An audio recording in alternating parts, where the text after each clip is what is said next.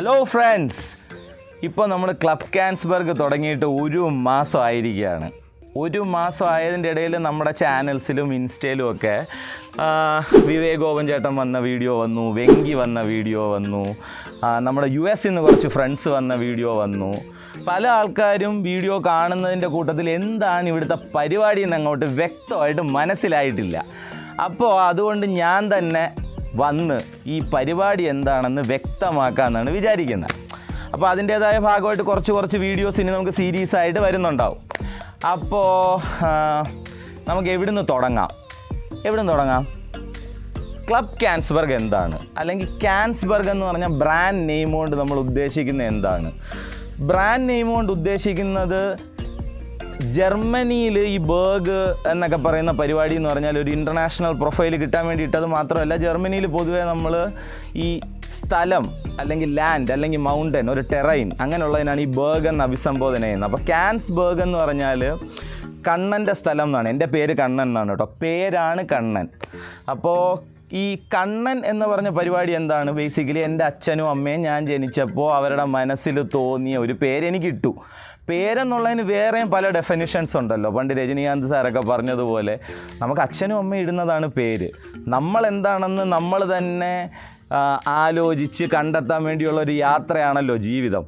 അപ്പോൾ എൻ്റെ പേഴ്സ്പെക്റ്റീവിൽ ഈ കണ്ണൻ എന്ന് പറയുന്നത് ഞാൻ കൃഷ്ണനുമായിട്ടാണ് വിഷ്വൽ ചെയ്യുന്നത്. ഞാനെല്ലാം പൊതുവെ വിഷ്വൽ ചെയ്ത് ചിന്തിക്കുന്ന ആളാണ്. ഞാൻ വായനയിലോ പഠിത്തത്തിലോ ഒന്നും വിശ്വസിക്കുന്നില്ല. എനിക്ക് വിഷ്വൽസാണ് എൻ്റെ ഏറ്റവും പ്രധാനമായ ലാംഗ്വേജ്. ഞാൻ എല്ലാം പടത്തിൽ കൂടെയാണ് എൻ്റെ മനസ്സിൽ രജിസ്റ്റർ ആവുന്നത്, എല്ലാം റീലായിട്ടാണ് രജിസ്റ്റർ ആവുന്നത്.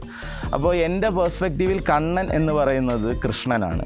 കൃഷ്ണൻ്റെ ഏറ്റവും വലിയ ഇമേജായിട്ട് ഞാൻ മനസ്സിലാക്കുന്നത് ഗീതോപദേശം എന്ന് പറയുന്ന മഹാഭാരതത്തിൻ്റെ ഗീതോപദേശം സമയം. അതാണ് അതിൻ്റെ അകത്ത് ഏറ്റവും പ്രധാനപ്പെട്ട ഒരു ഏരിയ. പല ആൾക്കാരും ജീവിതത്തിൽ മോട്ടിവേഷനായിട്ടൊക്കെ കാണുന്നത് ഗീതോപദേശമാണ്.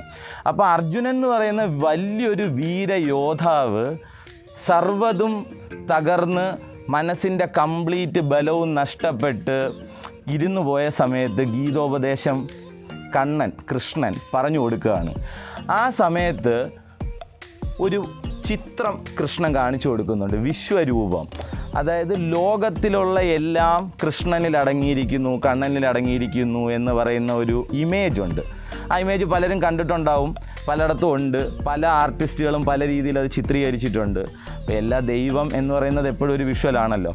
ആ വിഷ്വലിനകത്ത് ഉള്ള ഒരു മെസ്സേജ് എനിക്ക് ഭയങ്കര ഇൻസ്പിറേഷനാണ്. അതുകൊണ്ടാണ് ക്യാൻസ്ബർഗ് എന്ന് തന്നെ ഈ പേര് ഞാൻ വച്ചത്.